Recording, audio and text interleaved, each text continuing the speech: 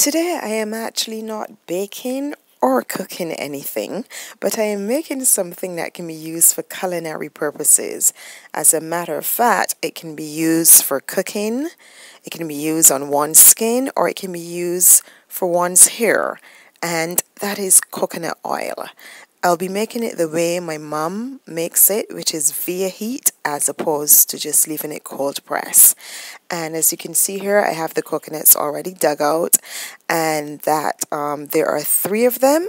So join me as I present coconut oil the way we make it in the Caribbean. Here I'm starting to grate the coconut. You know, I'm a little old-fashioned, so I still like to use my grater instead of a blender. And so yes, this is me grating 3 coconuts. Hopefully I don't get my fingers nipped. And I didn't. So here we have all of the coconut grated. And I'm going to be extracting the milk from this coconut shortly. I'll be using a piece of cheesecloth. And it's all natural cheesecloth. There you see it. It's fresh out of the wrapper. And I'm going to be scooping out the coconut by hand. Actually, I'm also going to be just pouring it from the bowl onto the cheesecloth, as you can see here. And there you see it, some of the residue on the cheesecloth. And not the residue, some of the coconut on the cheesecloth. And this is it here, the coconut. I'm going to give it a nice strong squeezing. I'd use both hands, but I'm holding my iPhone in my left hand, so I have to do it all with one hand. And I've extracted that milk, and it's here in this mixing bowl. And to give you an idea of how much milk we extracted, this is a 5-quart mixing bowl. So that's the milk, basically the amount of milk is almost filled to the brim. So we did get quite a bit of milk from those 3 coconuts. I've transferred the coconut milk to this bowl. The lid is tightly closed, and I'll leave it overnight to ferment. So over the next several hours, the coconut milk is going to separate and the oil is going to rise to the top, and that will make my job a lot easier.